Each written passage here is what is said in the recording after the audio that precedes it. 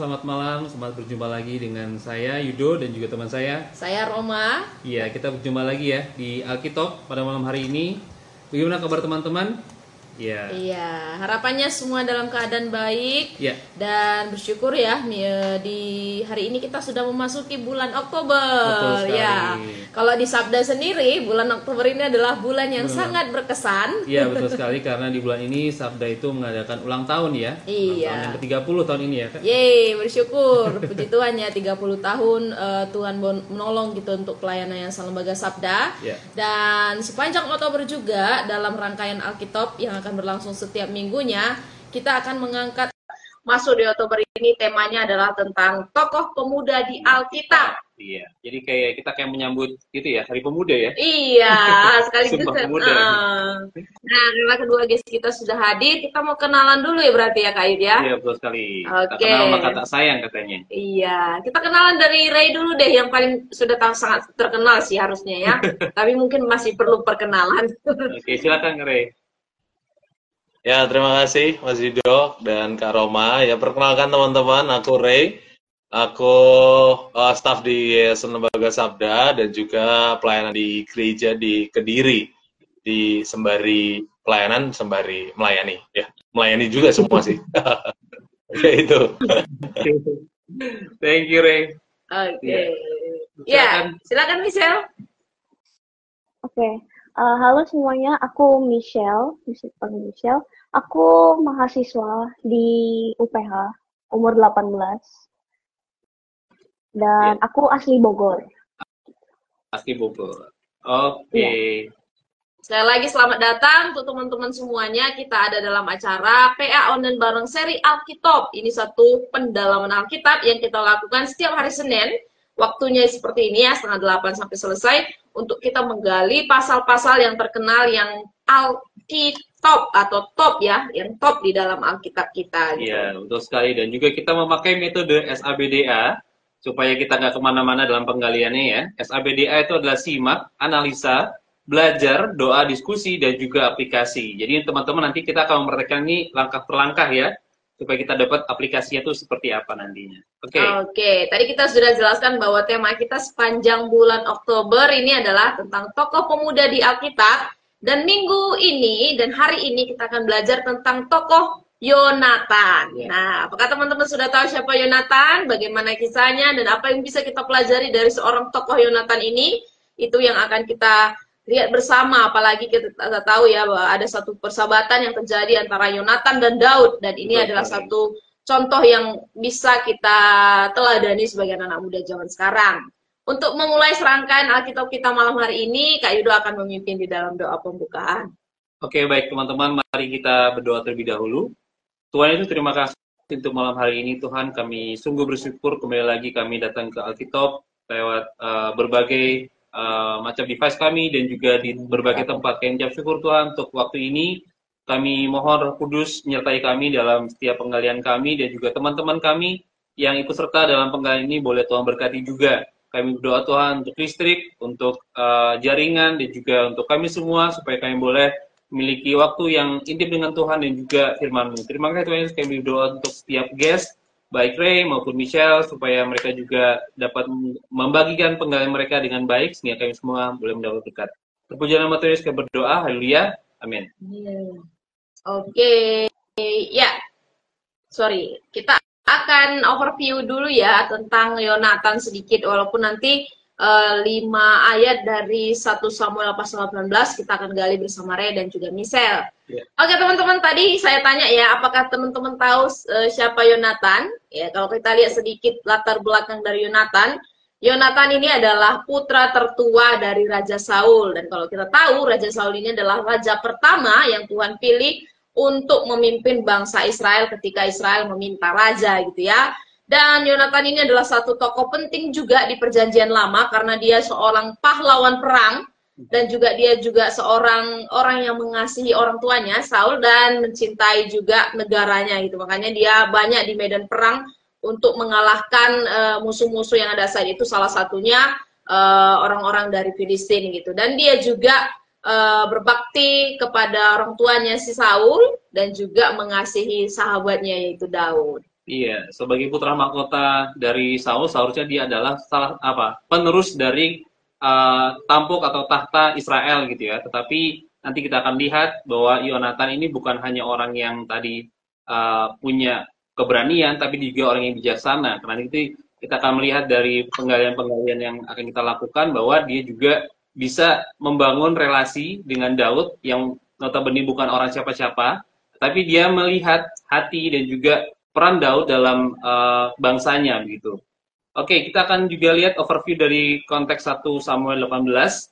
Kita melihat sebelumnya di pasal-pasal sebelumnya kita melihat bahwa Daud ini mulai masuk ke dalam cerita gitu ya. Dia dikenalkan di pasal 16, 17 dan 18 dia mulai masuk ke dalam lingkaran atau lingkungan istana Saul gitu. Nah, kita akan lihat di sini dan bahwa Tuhan membawa Daud ke dalam lingkaran ini bukan untuk sekadar dia ada di istana saja, tapi dia juga akan menjadi penggantinya Saul gitu ya. Dan kita akan melihat di sini bagaimana Saul dan juga Daud dan Yonatan itu menjalin persahabatan. Iya, ya. Selain mereka menjalin persahabatan ayat 1 sampai 5 pasal 18, di pasal 18 juga di ayat seterusnya dikatakan bagaimana Saul yang sangat iri dengan pujian yang diterima oleh Daud ketika Daud mengalahkan kerajaan Filistin gitu ya. Makanya ada serangkaian usaha-usaha yang dilakukan oleh Saul untuk membunuhnya karena sangat geram, cemburu dan juga satu sisi juga takut untuk keberhasilan yang dialami oleh Daud nanti mencuri tahtanya dan lain sebagainya gitu ya. Makanya Saul di sini melakukan serangkaian kompromi dan juga rencana untuk menghancurkan Daud karena bencinya Saul kepada Daud itu semakin bertambah-tambah dikatakan. Dan kalau kita lihat nanti di ke belakang terus bagaimana usaha-usaha itu juga nanti akan terus dilakukan Saul, tetapi ada juga Yonatan yang mengingatkan Saul dan lain sebagainya itu ya. Oke, kita kan fokus hari ini membahas pasal 18 ayat 1 sampai ayat 5. Ini kan kita pelajari tentang persahabatan Yonatan dan Daud. Nanti Ray bisa baca ya ayat 1 ayat 2, nanti lanjut ke Michelle bisa baca ayat 3 sampai ayat 5 gitu secara gantian ya. Kita mulai dari Ray dulu. Oke. 1 Samuel 18 ayat 1 dan 2, Daud dan Yonatan. Ketika Daud habis berbicara dengan Saul, berpadulah jiwa Yonatan dengan jiwa Daud, dan Yonatan mengasihi dia seperti jiwanya sendiri. Pada hari itu, Saul membawa dia dan tidak membiarkannya pulang ke rumah ayahnya. Ayat 3-5, Yonatan mengikat perjanjian dengan Daud karena ia mengasihi dia seperti dirinya sendiri. Yonatan menanggalkan jubah yang dipakainya dan memberikannya kepada Daud, juga baju perangnya sampai pedangnya, panahnya dan ikat pinggangnya. Daud maju berperang dan selalu berhasil kemana juga Saul menyuruhnya, sehingga Saul mengangkat dia mengepalai prajurit. Hal ini dipandang baik oleh seluruh rakyat dan juga oleh pegawai-pegawai Saul. Oke, ya 5 ayat sudah kita pelajari dan sudah kita baca dulu. Setelah ini kita akan simak bersama-sama ayat per ayat dan nanti kita akan analisa sampai kita aplikasikan melalui metode SABDA. Oke teman-teman di rumah silakan bisa bergabung untuk membagikan nanti hasil atau pendalaman Alkitab yang didapat atau mungkin merespon dari hasil pendalaman Alkitab Ray dan juga Michelle yang dibagikan ya. Silakan bisa berpartisipasi aktif dan menggali bareng tentang Yonatan dan Daud. Nah, kita akan lihat dari langkah yang pertama simak. Peristiwa apa sebenarnya yang membuat Yonatan berjumpa dengan Daud dan mengenal Daud? Kalau dilihat 1 Samuel pasal 17 ayat 40 sampai ayat 58. Nah, Michelle mungkin bisa sharing sedikit. Silakan. Oke. Di 1 Samuel 17 ayat 40 sampai 58 itu ceritanya waktu Daud itu ngalahin Goliat. Jadi waktu Daud ngalahin Goliat, di situ Saul itu ngeliat Daud. Terus Saul di situ penasaran kayak siapa itu Daud. Terus kayak dia nanya ke panglimanya, ditanya dan panglimanya itu juga nggak tahu. Dan setelah itu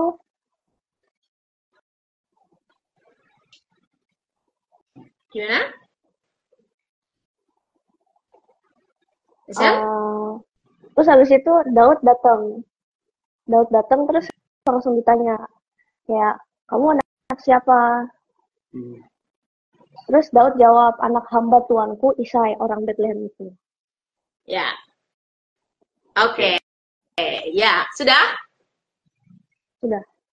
Oke. Ya, jadi pertemuan pertama gitu ya, kalau dilihat dari pasal 17, di mana tadi Michelle udah jelaskan banget kalau saat itu Daud mengalahkan Filistin, yaitu Goliat, dengan ketapel yang dimiliki gitu, dan kita lihat di sana pimpinan Tuhan, penyertaan Tuhan atas Daud, dan disitulah Saul ngeh gitu, oh ada seorang anak muda yang dipakai Tuhan untuk mengalahkan Filistin, dan disitu juga akhirnya Yonatan bertemu dengan Daud gitu ya. Iya. Itu juga waktu Daud muncul ke medan perang itu, dia bukan hanya satu ini ya, kadar medan perang ya, itu kayak bertanding gitu. Antara si Goliat ini dia memanggil orang-orang Israel yang paling jago, siapa yang mau maju ke depan gitu. Bahkan dia menghina Tuhan Israel gitu. Iya. Karena itu Daud maju ke depan dengan senjatanya ya, kita tahu ya, umban dan juga batu gitu. Dan dia mengalahkan si Goliat itu dengan senjata itu. Jadi itu bukan satu hal yang kecil, tetapi itu memang perhatian seluruh bangsa itu tersedot pada peristiwa itu. Sehingga ketika Daud dibawa ke istana, itu kemungkinan besar ketika Daud ke istana itu Yonatan ada di situ juga. Nah, itu kita akan lihat di ayat di Samuel 18 ayat 1. Iya, dari ayat 1 nih, apa yang terjadi pada pertemuan pertama antara Yonatan dan Daud? Mungkin silakan Ray. Ya, oke. Kalau kita lihat di ayat 1, Yonatan dan Daud di perjumpaan pertama yang langsung terbangun chemistry gitu, semacam chemistry, yaitu kalau di ayat 1 dikatakan berpadulah jiwa Yonatan dengan jiwa Daud. Nah, di sisi lain juga yang terjadi juga akhirnya timbul kasih gitu. Yonatan mengasihi Daud sama seperti mengasihi dirinya sendiri gitu. Jadi ya berpadu itu jiwanya dan kasih itu timbul di perjumpaan pertama. Ya. Oke, ya ini perjumpaan pertama yang sangat sangat erat sekali, langsung ikatan emosi terjadi di sini ya, karena ada hal-hal yang jadi hal-hal yang dikagumi, ada hal-hal yang dihargai. Mungkin Yonatan saat itu ketika Daud bisa mengalahkan musuhnya gitu ya. Di sini mungkin ingat ikatan-ikatan yang terjadi itu bukan karena ya memang satu sisi dia kagum, tapi sisi lain pasti karena kasih tadi yang di-sharingkan oleh Ray. Nanti lebih lanjut sebenarnya kita akan gali juga sini. Oke, kita lanjut dulu ya. Nah, sini apa yang Saul lakukan? Tadi Daud ya, tadi Yonatan. Sekarang apa yang Saul lakukan terhadap Daud setelah pertemuannya dengan Saul? Kalau dilihat di ayat 2. Silakan, Michelle. Kalau di ayat itu dibilang, pada hari itu Saul membawa dia dan tidak membiarkannya pulang ke rumah ayahnya. Mungkin yang aku dapat kayak Daud itu nggak dibolehin pulang ke rumahnya. Gitu. Apakah ini artinya disekap? Enggak. Mungkin. Ya. Kenapa nggak dibolehin pulang ke rumahnya? Aku kurang tahu sih. Cuman mungkin ya nggak dibolehin pulang aja gitu.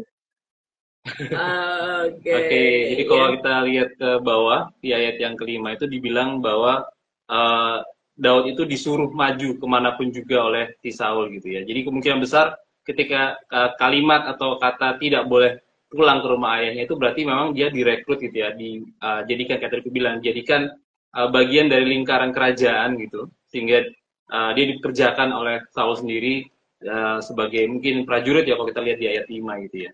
Iya, jadi dia jadi anggota tetap ya, staf tetap. Mengepalai para prajurit. Iya, sebenarnya kalau di pasal 16, Daud ini sebenarnya udah part-time mungkin ya di kerajaannya Saul, karena ketika Roh Allah undur dari Saul di pasal 16 dikatakan Daud itu dipanggil gitu ya untuk memberi kecapi, memainkan kecapi ketika selalu Daud diganggu roh jahat. Iya, Saul diganggu roh jahat. Daud akan ke sana untuk memainkan kecapinya dan di situ Saul akhirnya tenang lagi. Tapi di pasal 18 ini udah benar-benar sekarang dia nggak part time lagi atau mengerjakan tugasnya sebagai budak pemain kecapi, tetapi juga menjadi seorang staff ya untuk berperang gitu. Oke, mengapa nih Yonatan mengikat perjanjian dengan Daud? Kalau dilihat dari ayat 3, silakan Ray. Oke, kalau dari ayat 3 di situ dikatakan Yonatan mengikat perjanjian dengan Daud karena ia mengasihi dia seperti dirinya sendiri. Ya jelas, untuk alasannya kenapa mengikat perjanjian ya karena ia mengasihi Daud gitu, sama seperti mengasihi dirinya sendiri. Itu sih. Ya. Ini juga menunjukkan komitmen atau dalam persahabatan gitu ya. Jadi kayak dia tadi dibilang dia melihat sepak terjangnya Daud, mungkin juga dia melihat dirinya sendiri gitu ya, bahwa mungkin seumuran ya mereka berdua ini. Jadi si Yonatan sendiri udah berperang, kemudian Daud juga melakukan satu perbuatan dalam peristiwa yang besar dengan Goliat itu. Jadi mungkin di situ Yonatan memberikan penghormatan gitu atau tadi chemistry yang sudah langsung terjalin dengan cepat gitu karena melihat apa yang sudah dilakukan oleh Daud sebelumnya. Iya, jadi sebagai seorang sahabat satu ikatan janji ini juga menunjukkan sebuah komitmen Yonatan kepada Daud ya terkait dukungan, perlindungan dan juga kesetiaan kepada seorang sahabat. Dan ini adalah satu kisah yang unik sekali menurutku, sebuah persahabatan yang unik karena jarang sekali gitu ya. Semuanya itu di-compare jadi satu gitu ya, untuk melindungi, untuk berjanji, untuk juga saling terikat dan lain sebagainya. Oke, teman-teman di rumah juga sangat bisa untuk merespon atau hal unik yang dipelajari dari ayat per ayat yang sedang kita gali.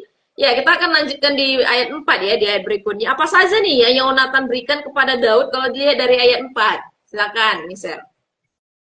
Oke, kalau di ayat 4, di situ ditulis, Yonatan menanggalkan jubah yang dipakainya dan memberikannya kepada Daud, juga baju perangnya, sampai pedangnya, panahnya, dan ikat pinggangnya. Jadi mungkin itu udah lumayan jelas ditulis. Jadi Yonatan itu ngasih jubahnya, baju perangnya, pedang, panah, dan ikat pinggangnya. Yeah. Oke, jadi ada 4 atau 5 ya? 5. Ada 5. Itu perlengkapan pribadi ya? Iya. Bukan ngambil, tolong ambilkan ini, enggak, tapi dia ngasih dari yang apa dia punya. Iya, jadi perlengkapan ini juga sangat mewakili tadi ya, kalau melihat dari ayat 3 ya, bentuk keterikatan yang dilakukan oleh Yonatan ke Daud itu melalui pemberian-pemberian yang diberikan, dan ini secara simbolis sebenarnya punya arti, tapi nanti kita akan lihat lagi ya apa dari arti ininya. Iya, ini ada pertanyaan juga, okay. Ada KSI Velviana. Apa arti dari jubah, baju perang, pedang, serta panah dan ikat pinggang yang Yonatan tanggalkan dan diberikan kepada Daud? Nah, nanti kita akan bahas sebentar lagi di langkah yang kedua ya. Iya, oke. Nah, di bagian berikutnya ayat 5 kalau kita lihat di sini jelaskan bagaimana performa Daud saat disuruh Saul maju ke medan perang dan bagaimana respon Saul, seluruh rakyat dan pegawai-pegawai Saul kalau melihat performa yang Daud kerjakan ini. Silakan, Ray. Ya, oke. Kalau membahasakan dengan bahasa sekarang, performa Daud tuh lagi gigi sekali. Lagi on fire. Selalu berhasil dikatakan di ayat 5. Dimana kemanapun dia disuruh pergi berperang, ya selalu berhasil gitu ya. Terus bahkan karirnya terus meningkat gitu. Bukan hanya jadi prajurit doang, tapi diangkat menjadi mengepalai prajuritnya. Jadi secara performa meningkat, karir juga meningkat gitu. Dan pegawai Saul melihat performa ini, bahkan Saul sendiri itu memandangnya itu sesuatu yang baik karena juga untuk kenyamanan negeri Israel kan secara khusus punya pasukan atau punya prajurit dan kepala prajurit yang kuat gagah gitu ya. Itu sesuatu yang baik tentunya, dan di ayat 5 sudah jelas dikatakan hal itu dipandang baik oleh seluruh rakyat dan juga pegawai-pegawai Saul. Oke, jadi nggak ada yang terlewat di sini ya, dari kalangan pemerintahan, dari kalangan kaum bawah, masyarakat, dan kalangan anggota sesama rekannya. Iya, prajuritnya juga nanti kan ini, kita kalau ngeliat terus nanti ya di perjalanan Daud itu nanti ada orang-orang yang memang disebut pahlawan-pahlawannya Daud gitu. Dan mungkin itu adalah orang-orang yang berasal dari rank pertama ini, Ya. jadi dia berjuang bersama mereka, bertempur bersama dengan mereka gitu. Jadi orang-orang yang memang tahu gitu sepak terjang Daud dalam memimpin pasukan untuk mengalahkan musuh-musuh Israel. Wow, ini satu promosi yang sangat luar biasa ya yang Ya. dimiliki oleh anak Tuhan yang mengasihi Tuhan ya. Tuhan mengangkat dengan luar biasa dan dapat diakui oleh raja dan bukan hanya raja tapi seluruh lapisan masyarakat juga memandang ini hal yang positif gitu dari semua kalangan, dan keberhasilannya ini sangat membawa kesan gitu bagi yang mendalam bagi bangsa Israel. Jadi sebenarnya ini nggak satu kejadian saja ya di ayat 5 ini, tapi berulang-ulang gitu ya, dari peperangan-peperangan yang terus dimenangkan oleh Daud dan teman-teman yang lain. Oke, nah teman-teman kita sudah melihat 5 ayat ya, simak secara cepat dan kita akan analisa tadi sehubungan dengan ada pertanyaan juga yang sudah dibagikan. Nah kita akan lihat dulu arti kata berpadulah jiwa di langkah di langkah analisa. Arti kalimat berpadulah jiwa Yonatan dengan Daud. Nah ini kita harus gali benar-benar nih supaya jangan salah tafsir. Nah silakan mungkin Michelle bisa membagikan dulu dari apa yang sudah didapatkan. Oke. Kalau dari aku sendiri mungkin kayak kata berpadu jiwa itu artinya tuh kayak kunci persahabatan yang sejati dari mereka berdua. Jadi benar-benar sehati sejiwa. Dan jadi apa ya, ada ikatan batin secara nggak langsungnya gitu. Jadi bukan kayak temenan biasa aja. Mungkin kan kalau sekarang tingkat teman-teman tuh kan beda-beda ya. Mungkin ada yang oh ya udah cuma sekedar kenal, mungkin ada yang deket banget kayak bestie gitulah. Dan mereka ini tuh anggapannya deket banget, melebihi saudara. Jadi di Amsal 18 ayat 24 itu ada yang dibilang ada teman yang mendatangkan kecelakaan, tapi ada juga sahabat yang lebih karib daripada seorang saudara. Nah itu mungkin gambarannya kayak Yonatan sama Daud. Jadi persahabatan itu mungkin bisa ada karena ada sesuatu yang sama mungkin dari kedua orang itu. Mungkin kayak oh hobinya sama-sama suka baca, sama-sama suka nonton atau apapun itu.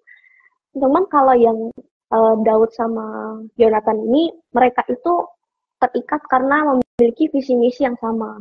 Jadi mereka itu punya ikatan yang kuat banget seperti kasih saudara. Dan mereka itu memiliki nilai dan tujuan yang sama dalam Tuhan. Jadi memiliki ikatan spiritual karena memiliki hubungan yang dekat sama Tuhan. Mungkin itu dari aku. Iya. Oke, ada tambahan dari Ray? Secara arti akar katanya sempat nggak dilihat? Ya, dari katanya sendiri sih itu berarti mengikat ya kan, atau ujung-ujungnya saling bertemu atau seperti gandengan gitu. Nah, kalau mungkin aku boleh gambarkan kayak magnet gitu ya, yang saling bertemu dan langsung lengket, bukan tolak menolak gitu ya. Nah itu terus di sisi lain aku juga melihat alasannya sih, karena kalau kita lihat cuman di ayat situ kan kayak apa nih tiba-tiba berpadu apa tanpa alasan yang spesifik yang jelas gitu. Tapi ternyata yang tadi sempat disinggung Misal ya, yaitu punya spirit yang sama. Ternyata iman yang sama, karena di pasal sebelumnya, khususnya di pasal 13-14 itu, Yonatan juga sempat tuh mengalahkan Filistin, bahkan mengatur strategi di pasal 14 ayat 6 juga di situ mengatakan si Yonatan nih maju aja, nanti kita susun strategi masuk dari sini, nanti Tuhan akan menangkan kita. Jadi dengan spirit iman yang besar itu, dia bisa melihat Daud punya iman yang sama dengan yang dimiliki Yonatan, makanya bisa berpadu, bisa saling mengait, bisa bertemu sama-sama karena ada iman yang sama, yaitu mengandalkan Tuhan yang utama. Nah itu sih yang aku lihat arti dari berpadu ini. Ya, setuju banget itu. Jadi kayak tadi aku sempat bilang, jadi mungkin umur mereka kurang lebih beda 5 tahun doang gitu. Dan tanda kutip kenekatan mereka itu juga sama gitu. Jadi kenekatan yang berdasarkan pada Tuhan Israel tuh Tuhan yang menyerahkan musuh ke dalam tangan kita gitu. Jadi Kak Ray juga sempat sebutkan itu gitu ya. Itu di Mikmas gitu ya. Jadi si Yonatan hanya dengan bujangnya pembawa senjatanya saja dia maju ke depan, nanti Tuhan kita akan lihat bagaimana Tuhan akan menyerahkan musuh-musuh dalam tangan kita. Begitu juga si Daud ya, melawan orang yang tingginya jauh lebih besar daripada dia, dengan ketopong, dengan baju zirah gitu ya. Dia mengalahkan orang itu dengan nama Tuhan gitu. Jadi memang dari situ kita lihat bahwa bukan hanya secara fit atau secara tindakan saja, tapi ternyata Tuhan juga ada tengah-tengah persahabatan mereka gitu. Kalau di bahasa tadi bahasa Inggrisnya knit, jadi kayak apa ya? Knit itu kayak merajut gitu ya. Jadi dua hal yang berbeda terus dirajut jadi satu. Jadi itu mungkin kita bisa membayangin bagaimana dua jiwa ini bersatu seperti itu.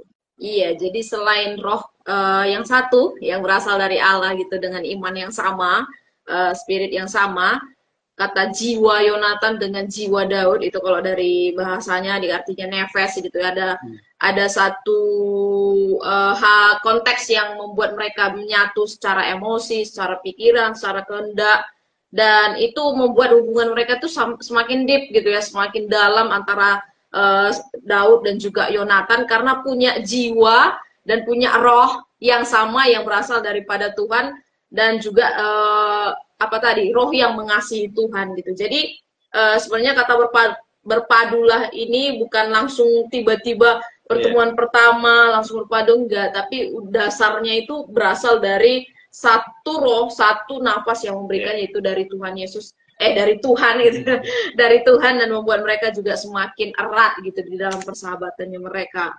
Oke, kita mau melihat nih sekarang tentang maknanya tadi ya, seperti pertanyaan Bu Betsy. Apa makna pemberian jubah, baju perang, pedang panah, ikat pinggang oleh Yonatan kepada Daud dalam konteks budaya saat itu? Ini mungkin juga sekaligus menanggapi dari pertanyaan Bu Betsy Welviana. Ya, silakan Ray, nanti mungkin bisa ditambahkan Michelle. Oke, ya sebenarnya agak sulit pas aku cari-cari terkait ini, cuman beruntungnya ada sedikit yang mewakili, yaitu kalau jubah itu sendiri itu tanda kebesaran. Kenapa? Karena jubah orang Israel saat itu memang berbeda-beda antara imam, jubah imam kan berbeda, jubah rakyat atau jubah orang Israel biasa itu berbeda, jubah raja juga beda, pasukan perangnya juga beda. Jadi jubah itu sebagai tanda kebesaran atau bisa disebut juga tanda identitasnya gitu. Identitasnya ini orangnya siapa gitu. Nah itu kalau untuk jubahnya identitas. Terus kalau baju perangnya itu tanda kekuatan gitu atau kekuasaan. Spesifik lagi alat bertahan karena baju perang kan lebih condong untuk bertahan ya. Jadi tanda kekuatan yang tak tergoyahkan gitu ya. Terus pedang, panah itu tanda alat untuk menyerang gitu. Selain kekuatan dan kebesaran juga untuk mendobrak hal-hal yang lain atau musuh-musuh lain seperti itu kurang lebih. Jadi ada alat bertahan, ada alat menyerang juga. Di alat yang terakhir atau pemberian Yonatan yang terakhir adalah ikat pinggang. Kalau itu bisa aku gambarkan tuh tanda keberlanjutan. Karena kalau ikat pinggang ini terlepas, jubah terlepas, tempat senjata terlepas, jadi semuanya hilang gitu. Tapi kalau selama ikat pinggang itu terikat di pinggang, maka semua tadi, kebesaran, identitas, kekuatan, kebesaran itu tadi, semua tetap terikat atau tetap berlanjut gitu, selama itu terus dipakai. Jadi itu spesifik untuk menunjukkan sebuah, bisa dibilang kerajaan yang akan dipegang Daud nantinya sih, gitu. Oke, ada tanggapan tambahan dari Michelle mungkin? Mungkin kalau yang Kare bilang tadi kan mungkin spesifik ke satu-satunya ya. Kalau dari aku mungkin kayak secara keseluruhannya itu kayak Yonatan ngasih semua itu tuh buat melambangkan kesetiaannya dan mungkin komitmennya dalam tali persaudaraan itu sama Daud. Jadi kayak kan Yonatan ini yang merasa ada ikatan batin duluan kan.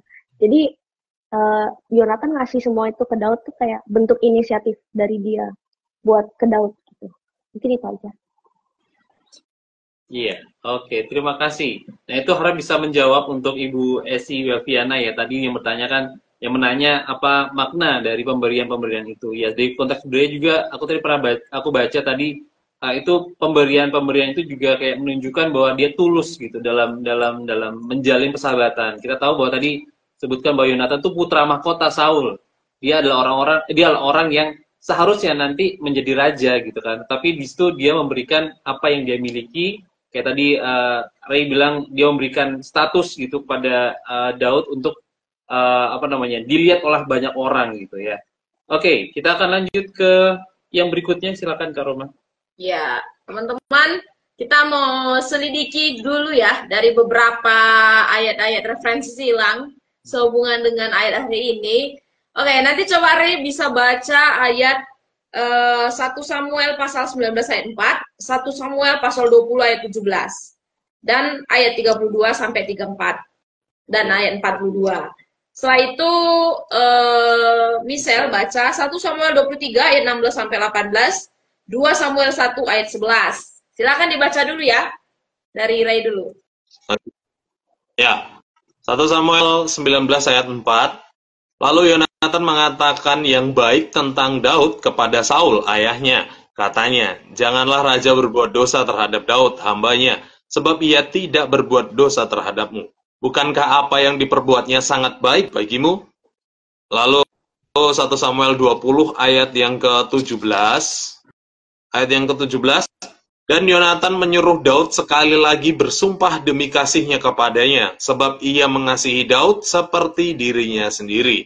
Ayat 32 sampai 34. Tetapi Yonatan menjawab Saul ayahnya itu, katanya kepadanya, mengapa ia harus dibunuh? Apa yang dilakukannya? Lalu Saul melemparkan tombaknya kepada Yonatan untuk membunuhnya. Maka taulah Yonatan bahwa ayahnya telah mengambil keputusan untuk membunuh Daud. Sebab itu Yonatan bangkit dan meninggalkan perjamuan itu dengan kemarahan yang bernyala-nyala. Pada hari yang kedua bulan baru itu ia tidak makan apa-apa sebab ia bersusah hati karena Daud, sebab ayahnya yang telah menghina Daud. Ayat 42. Kemudian berkatalah Yonatan kepada Daud, pergilah dengan selamat. Bukankah kita berdua telah bersumpah demi nama Tuhan demikian? Tuhan akan ada di antara aku dan engkau serta di antara keturunanku dan keturunanmu sampai selama-lamanya. Sampai selamanya. Lanjut ke Michelle. Lanjut di 1 Samuel 23 ayat 16 sampai 18. Maka bersiaplah Yonatan, anak Saul, lalu pergi ke Daud di Koresa. Ia menguatkan kepercayaan Daud kepada Allah dan berkata kepadanya, janganlah takut, sebab tangan ayahku Saul tidak akan menangkap engkau. Engkau akan menjadi raja atas Israel, dan aku akan menjadi orang kedua di bawahmu. Juga ayahku Saul telah mengetahui yang demikian itu. Kemudian, kedua orang itu mengikat perjanjian di hadapan Tuhan, dan Daud tinggal di Koresa. Tetapi Yonatan pulang ke rumahnya. 2 Samuel 1 ayat 11. Lalu Daud memegang pakaiannya dan mengoyakkannya, dan semua orang yang bersama-sama dengan dia berbuat demikian juga. Oke, ya ini ayat yang sangat kronologis sekali ya, tentang bagaimana persahabatan Yonatan dan juga sama Daud.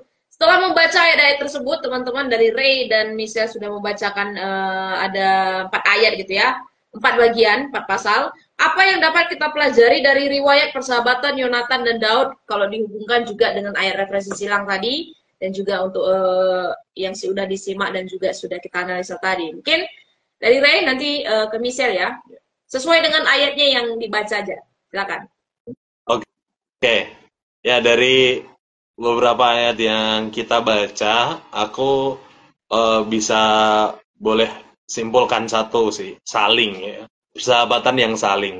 Kalau di pasal 19:4 tadi itu saling mengasihi gitu dan saling menjaga gitu satu sama lain. Bahkan bisa dibilang saling membenarkan sahabat kita di depan orang lain. Itu pasal 19 ayat 4 ya.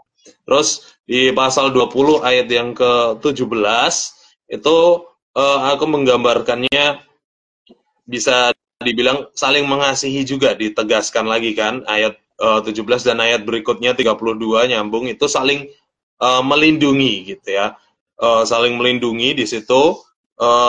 Ketika Saul berusaha membunuh Yonatan, berargumentasi lah dengan Saul itu, sehingga ada perlindungan secara tidak langsung. Jadi saling melindungi ada di dalam situ, dan di ayat 42 pun bisa dikatakan itu saling berempati atau saling merasakan, karena ketika Yonatan tahu bahwa amarah Saul ini sudah memuncak dan kayaknya harus banget ngebunuh si Daud, ya Yonatan pun merasakan hal yang sama gitu, sehingga dia sedih juga, tidak mau makan dan segala macamnya gitu. Itu sih. Oke, Michelle gimana? Mungkin di akhirnya aja ya. Kalau di akhirnya itu diceritain itu Saul itu mati sama Daud, sama Yonatan. Jadi mereka itu mati gara-gara perang. Yeah. Dan di situ Daud tahu. Dan Daud itu benar-benar sedih banget sampai di situ dibilang mengoyakkan pakaiannya. Jadi benar-benar kalau di Alkitab kalau sampai kayak gitu tuh berarti benar-benar berduka banget. Jadi berarti sedalam itu hubungan Daud sama Yonatan gitu. Oke. Yeah. Ini persahabatan yang naik turun ya. Naik turun berliku-liku gitu ya, menghadapi nggak hanya orang tua tapi menghadapi kayak ini raja gitu. Beda dengan kayak kita zaman sekarang mungkin lihat orang tua kita bisa ngomong say hi, ngomong bareng gitu kayak. Tapi kalau Yonatan ke Saul mungkin dia nggak bisa gitu karena itu adalah raja gitu. Yeah. Makanya dia selalu bilang hambamu, dia selalu bilang bahwa dirinya itu bukan raja waktu itu kan. Jadi dia harus tunduk di hadapan raja gitu. Dan ketika Saul memang ingin membunuh Daud, dia perpisahan terakhir tuh ya, si Yonatan bilang pergilah gitu. Dan tapi ingat bahwa Tuhan tuh ada di antara kita gitu, dan di antara keturunanmu dan keturunanku. Nah, itu nanti kita lihat terus pada sampai saat Daud menjadi raja, Mephiboset juga dijaga oleh Daud. Nah, juga waktu tadi Michelle cerita tentang kematian Yonatan, itu pun saat dia selesai mengoyakkan jubahnya, dia kembali kepada orang yang mengaku bahwa dia membunuh Yonatan gitu. Dan dia bunuh juga sekalian gitu, karena dia benar-benar satu sisi Saul memang jahat gitu ya, tapi sisi lain Daud memandang dia sebagai orang dipilih Tuhan. Tapi juga temannya ini juga, Yonatan ini juga pastilah bukan orang sembarangan juga dalam hati Daud gitu, karena itu dia melakukan hal yang tadi saya bilang gitu. Iya, jadi dari referensi-referensi yang tadi Ray dan juga Michelle sudah bahas juga dan bagikan juga pelajarannya, ada banyak sebenarnya yang bisa dipelajari ya, tentang kasih yang tulus, tentang dukungan yang sangat luar biasa sekali, saling mendukung gitu, tentang tadi Ray juga sempat bilang membela ya di hadapan Raja Saul kayak gitu. Tapi kadang-kadang yang dibela ini bisa benar bisa enggak gitu, tetapi di sini Yonatan berdiri di dalam kebenaran dan dia membela orang yang benar, bukan orang yang salah gitu ya. Dia membela orang yang benar dan dia berani sekali gitu di hadapan raja dan sekaligus juga ayahnya. Meskipun ini satu keadaan yang sulit, tapi Yonatan sangat rela karena dia tahu siapa yang dia bela. Dia adalah orang pilihan Tuhan gitu. Dan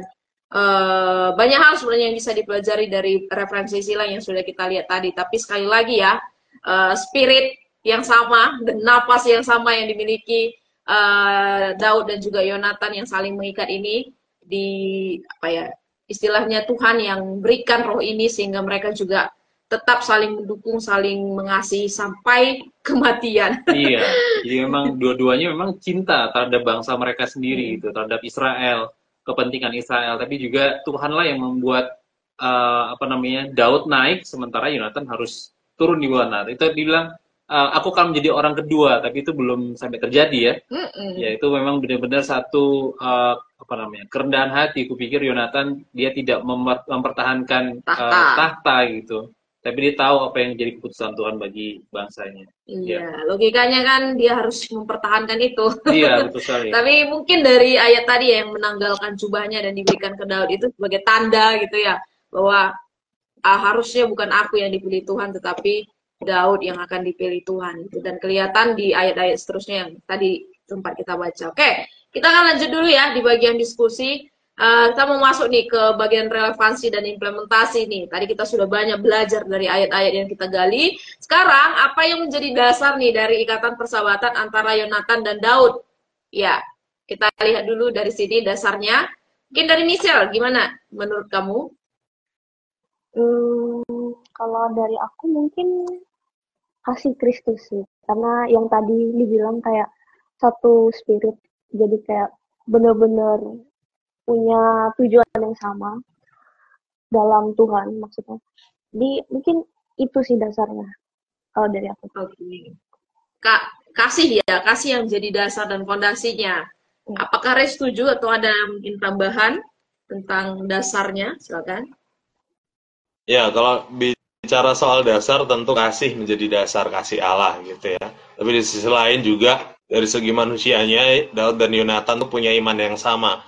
Iman yang tertuju kepada Allah. Dan itu yang mengikat mereka berdua. Kalau tadi teman-teman boleh singgung, memiliki roh yang sama gitu ya. Jadi berdasarkan itulah, Daud dan Yonatan menjadi sahabat yang sangat dekat. Karena mereka sama-sama percaya bahwa Allah yang mengatur segala sesuatu, menentukan segala sesuatu, berbanding terbalik dengan si Saul kan, yang awalnya juga senang dengan Daud gitu, tapi akhirnya berusaha membunuh si Daud karena iri, cemburu dan segala macamnya. Artinya imannya sudah berbeda. Dia menganggap bahwa kerajaan ini punyaku, bukan lagi tentang Allah yang menentukan.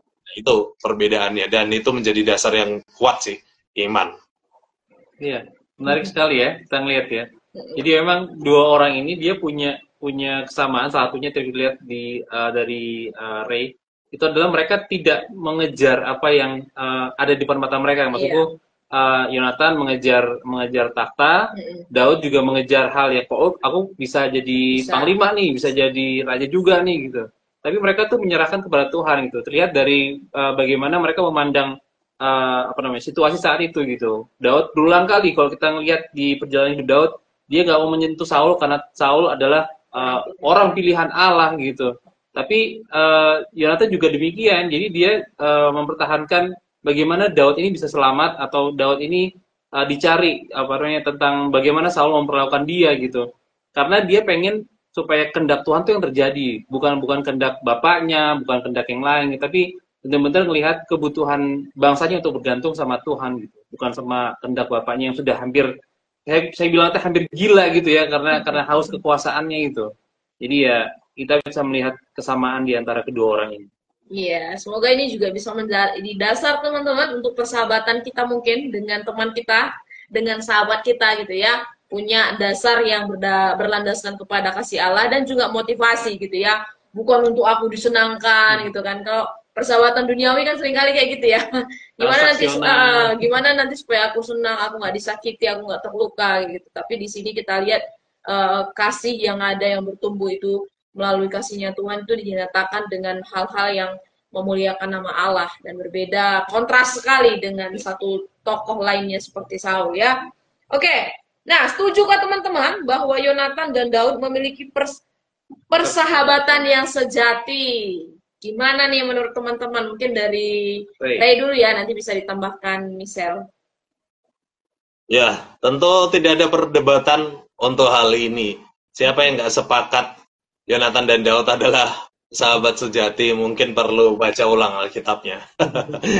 Tuh ya, ini satu gambaran sahabat sejati di mana persahabatan itu terjalin dari awal hingga kematiannya. Kalau Mas Yuda tadi sempat singgung, pembunuh Yonatan pun dibunuh oleh Daud. Anak-anak Yonatan keturunannya dirawat juga dengan baik. Nah itu sahabat sejati itu terus-menerus gitu, konsisten kalau boleh aku bilang, dan memegang teguh akan komitmennya gitu, akan janji mereka yang sudah mereka bangun, karena tadi kita baca juga mereka saling mengikat janji ya, jadi mereka pegang terus itu sampai akhir, dan itu adalah wujud sahabat sejati. Jadi bukan dimakan oleh waktu atau sementara aja, tapi terus-menerus janji itu akan digenapi atau dilakukan gitu dalam konteks persahabatan. Dan aku melihatnya sahabat sejati itu kuncinya saling tadi. Kalau mengikat kan keduanya saling melilitkan gitu ya. Kalau kita balik ke dasar tadi ya, Daud dan Yonatan itulah saling mengingatkan. Jadi saling mengikatkan. Daud mengasihi Yonatan, Yonatan juga mengasihi Daud, dan disitulah muncul gitu, ada interaksi timbal balik lah. Jadi bukan hanya timpang satu sisi, tapi timbal balik, dan itu persahabatan yang sejati. Iya. Ya, gimana nih Sel? Ini persahabatan sejati nggak menurut kamu? Dari Alkitab yang sudah kita pelajari ya? Pasti sih, karena yang kayak tadi dari awal banget, dari yang 1 sama 18 itu juga benar-benar ngasih tunjuk kalau kasih Saul ke Daud dan Daud ke Saul juga, Yonatan ke Daud dan Daud ke Yonatan itu benar-benar tulus dan ikhlas. Jadi kayak tadi yang Daud itu nggak mentingin hal lainnya, kayak misal dia bisa dapet tahta, bisa jadi raja, dan Yonatan juga sebenarnya bisa jadi raja, cuman kayak dia tahu sebenarnya Daud yang dipilih. Jadi benar-benar mengesampingkan semua kepentingannya masing-masing karena persahabatan ini gitu. Iya. Ada yang lebih besar daripada dari kepentingan mereka ya, atau keinginan mereka. Nah, ini ada tanggapan dari Ibu Esi Walfiana. Persahabatan antara Daud dan Yonatan menunjukkan bahwa karena Tuhan. Kalau bukan Tuhan, mereka mungkin tidak akan bisa seperti itu. Iya, karena mereka punya dua latar belakang yang berbeda sama sekali. Mereka punya, kalau bisa dibilang dari sisi manusia ya, mereka punya keinginan yang beda sama sekali gitu. Dan seharusnya Yonatan bisa melihat Daud sebagai ancaman gitu ya. Tapi sebaliknya Yonatan melihat Daud sebagai teman dan sehati gitu jadi. Dan kemudian juga Bu Esi bilang lagi, setuju, Daud dan Yonatan adalah contoh persahabatan sejati karena kasih Tuhan yang mereka tunjukkan. Betul sekali. Jadi memang sekali lagi kita melihat dua orang yang memiliki chemistry yang sangat dekat gitu ya. Tidak hanya dalam hal perang atau dalam hal keberanian mereka atau kenekatan mereka, bisa dibilang seperti itu, tapi karena mereka sama-sama percaya sama Tuhan, sama-sama melihat bahwa ada gambar besar yang lebih besar daripada mereka berdua, dan mereka melihat juga bahwa kepentingan bangsa ini atau kepentingan Tuhan itu bisa bisa mereka junjung tinggi lebih daripada diri mereka sendiri gitu. Oke. Nah, kita sudah ada di penghujung acara kita hari ini. Tapi kita mau tantang nih, karena baru Bu Beci yang ditanggapan. Iya, teman-teman di rumah ini? Yang ada di rumah yang menyaksikan menyaksikan kita hari ini dalam penggalian hari ini. Silahkan bagikan, apakah teman-teman punya sahabat yang sejati seperti persahabatan Daud dan juga Yonatan? Silahkan dibagikan di kolom komentar, dan hal apa yang dipelajari dan juga jadi evaluasi nih untuk kisah persahabatan teman-teman dengan teman-teman, sahabat teman-teman ya. Iya, boleh share ya. Boleh banget share di kolom komentar, kita akan bacakan nanti sharing teman-teman. Dan kita mau tanyakan juga ke guest kita ya, ke Ray. Adakah sahabat-sahabat yang Tuhan berikan kepada Michelle dan Ray saat ini? Dan kalau ada, berikan apa komitmen teman-teman untuk memelihara persahabatan ini? Ini sekaligus jadi komitmen ya, jadi supaya kita juga mendapatkan teori dan apa hal praktis yang akan kita lakukan. Dari Michelle dulu deh, silakan. Kalau dari aku sendiri, mungkin kalau sahabat pasti punya. Dan tadi apa aja pertanyaannya? Komitmen untuk memelihara persahabatan. Kalau setelah melihat Daud dan Yonatan, kalau mungkin dalam persahabatan gitu, mungkin bisa mementingkan kepentingan masing-masing dulu ya. Kayak misal, kalau yang temenan sama yang ini, mungkin ada yang bisa diambilnya dari temen ini. Mungkin komitmen buat diri aku sendiri mungkin nggak ngelihat dari itu. Jadi benar-benar ketika berteman atau punya sahabat, benar-benar tulus dan ikhlas. Jadi bukan mengharapkan imbalan apa yang bisa diambil dari mereka atau dimanfaatin atau gimana, enggak. Jadi benar-benar ya udah kayak punya sahabat gitu loh, benar-benar tulus dan didasari oleh kasih Tuhan gitu. Iya. Oke, jadi kamu akan mengasihi sahabat kamu dengan tulus ya? Iya. Oke, silakan Kare. Oke. Ya kalau ditanya adakah sahabat, tentu ada ya. Satu sahabatku yang aku anggap dia baik gitu ya. Dan bisa dibilang kami saling juga gitu. Saling menolong, saling ada, saling support dan segala macamnya. Cuman memang untuk komitmennya aku rindu dalam persahabatan kami lebih rohani gitu ya. Dalam artian kayak Daud lah, di mana kasih Tuhan ini menjadi dasar lagi. Selama ini ya mungkin sebatas kasih persahabatan aja ya, belum menjadi benar-benar kasih Tuhan yang menggerakkan. Jadi komitmenku, aku mau menjalin persahabatan dengan kasih yang daripada Tuhan, bukan dari kasih yang timbul dari emosi semata gitu, atau perasaan-perasaan semata, tapi benar-benar yang datang dari Tuhan. Dan aku mau minta kepada Tuhan juga sih, sahabat-sahabat yang mungkin sangat mungkin Tuhan kirimkan gitu, sahabat-sahabat baru yang benar-benar Tuhan mau atau yang Tuhan hadirkan dalam kehidupanku. Jadi ya tidak menutup kemungkinan mendapatkan sahabat yang baru. Itu sih. Iya, terima kasih. Kalau Kak Roma gimana, Kak? Agak. Yang sudah bertanya kita tanya balik ya. Iya. Bagaimana Kak Roma ini? Iya, saya juga punya sahabat. Sahabat juga sejak zaman kuliah gitu. Ada 3 sahabat saya dan semuanya jauhan. Nah, kalau tadi sih pas persiapan ini juga jadi evaluasi gitu. Kadang kalau persahabatan yang ketemu setiap hari rasanya seru gitu ya, ada teman cerita dan lain sebagainya. Tapi kalau udah LDR sulit untuk komunikasi, kadang juga bingung mau memberitahu keluh kesah karena kadang teman-teman kita juga konteksnya tahu nggak ya nanti pergumulanku dan lain sebagainya gitu. Tapi melalui kisah persahabatan Yonatan dan Daud kita lihat di sini bukan dalam hal suka aja mereka komunikasi, mereka terbuka gitu, mereka sharing, tetapi dalam keadaan yang susah pun, tadi dalam keadaan berperang, bahkan untuk masa-masa sulit diperhadapkan dengan Saul yang juga tidak menerima. Ini tantangannya banyak sekali sebenarnya gitu. Bagaimana tantangan-tantangan itu juga harus bisa diatasi supaya apa ya hal-hal yang masih bisa dikomunikasikan, di-sharingkan, bahkan didoakan bersama juga itu masih tetap berjalan gitu. Aku lebih aplikasinya ke situ sih. Aku punya sahabat, tapi itu komunikasi, keterbukaan dan lain sebagainya itu yang masih kurang kayak gitu. Dan harapannya juga melalui persahabatan Yonatan dan Daud ini menolong aku untuk semakin terbuka juga. Biasanya aku cerita cuma kulit-kulitnya aja, lagi susah gitu. Tapi kenapa dan bagaimana, solusinya gimana itu kadang udah capek duluan mau cerita kayak nggak ada waktu dan kesempatan gitu sih. Iya, oke, thank you. Kalau Kak Yuda Iya, jadi kita kayak sharing semua ya. Jadi kalau tadi persahabatan itu juga memang Tuhan taruh orang-orang yang tepat dalam hidup saya juga. Ngerasa apa namanya? Memang dari SMA kita temenan gitu, kita beda umur, beda generasi gitu, tapi kita berteman baik. Dan juga saya rindu juga teman-teman saya bertumbuh dalam Tuhan juga gitu. Tapi anak-anak pendeta, tapi kayak punya lika-liku kehidupan sendiri-sendiri gitu.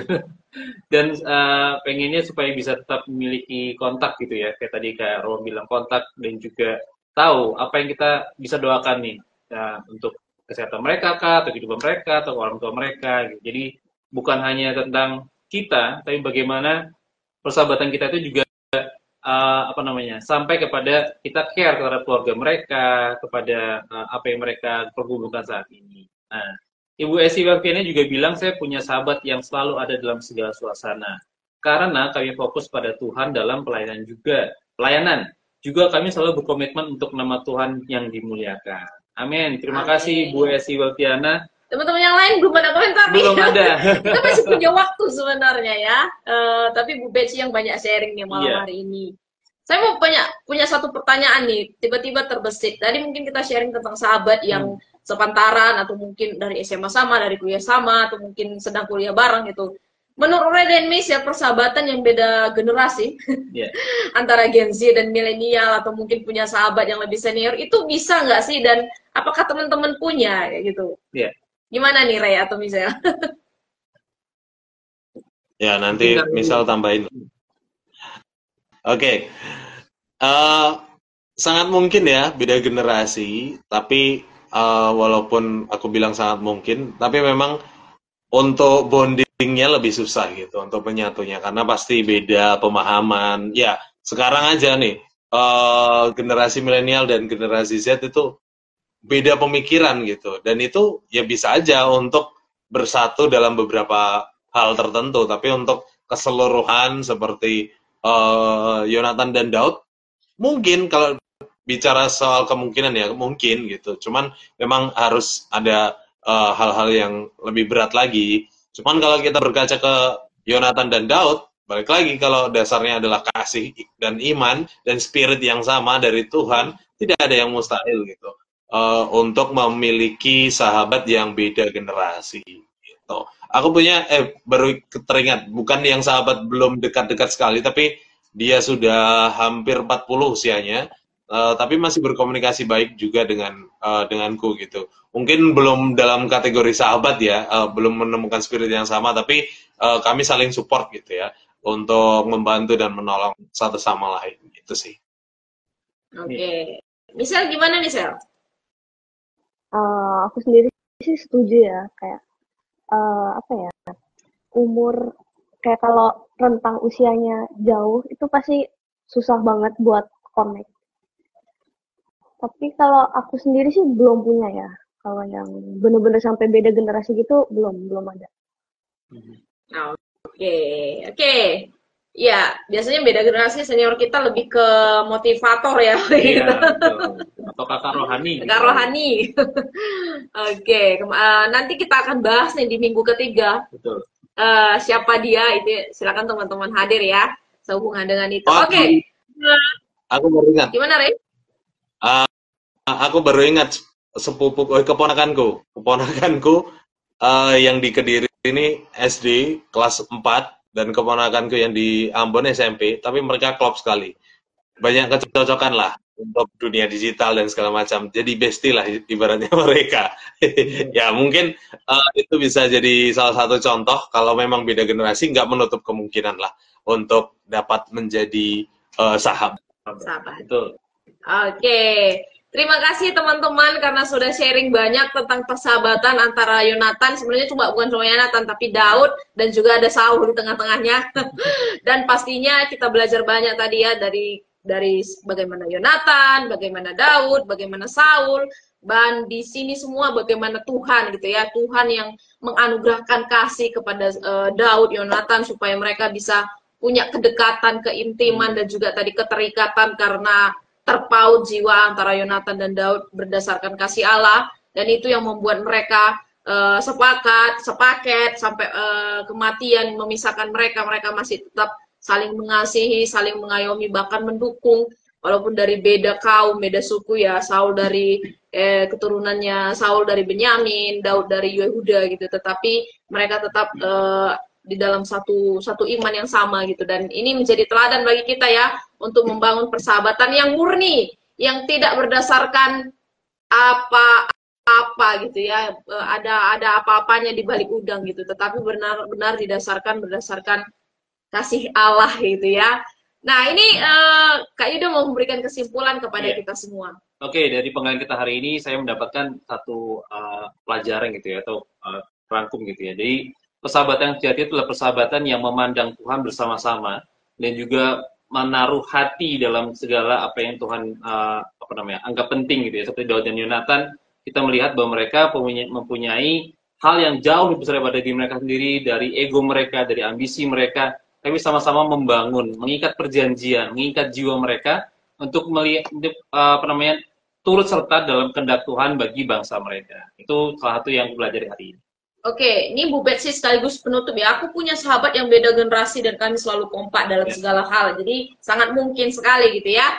Oke teman-teman, kiranya teman-teman di rumah juga terus membangun persahabatan yang murni, membangun persahabatan yang berdasarkan kasih, seperti kisah Yonatan dan Daud yang kita pelajari pada malam hari ini ya. Terima kasih sekali untuk kehadiran teman-teman semua. Iya, dan teman-teman yang akan rindu sebagai guest kita, tamu kita dalam Alkitab ini, seperti Ray, seperti Michelle, silakan. Boleh DM kita ya. Iya, boleh DM kita akan follow up, dan jangan takut, Alkitab kayaknya aku nggak bisa belajar, nggak bisa bicara, enggak. Semua bisa karena Tuhan gitu ya, apalagi ini satu momen untuk kita bisa belajar dan bertumbuh, oke? Ya, kita akan tutup ya untuk serangkaian Alkitab pada malam hari ini. Minta tolong Michelle bisa menutup dalam doa. Iya. Ya. Oke. Ya, mari kita berdoa. Tuhan, terima kasih Tuhan untuk sesi PA hari ini. Kiranya Tuhan berkati supaya apapun yang dibagikan di dalam sesi ini bisa bermanfaat bagi orang-orang di sini. Terima kasih Tuhan. Hanya dalam nama Tuhan Yesus, kami berdoa dan mengucap syukur. Haleluya. Amin. Amin. Amin. Oke, terima kasih ya Ray, terima kasih Michelle. Teman-teman udah hadir Ya. di malam hari ini. Terima kasih. Kita pamit semuanya ya. Ya, Salam Ayo PA. Bye. Bye-bye, terima kasih banyak. Untuk itu kita akan bertemu lagi tentang tokoh pemuda berikutnya di minggu depan, yaitu tentang Markus. Ya, ini jarang sekali dibahas mungkin ya. Sering banget Daud, sering banget Gideon gitu. Tapi Markus, siapa Markus gitu ya. Nah, teman-teman yang pengen tahu dan pengen belajar banyak tentang Markus, silakan hadir minggu depan. Kita akan gali bersama bagaimana Markus dia mengalami Tuhan, dipulihkan Tuhan, dan juga terlibat banyak dalam pelayanan Tuhan.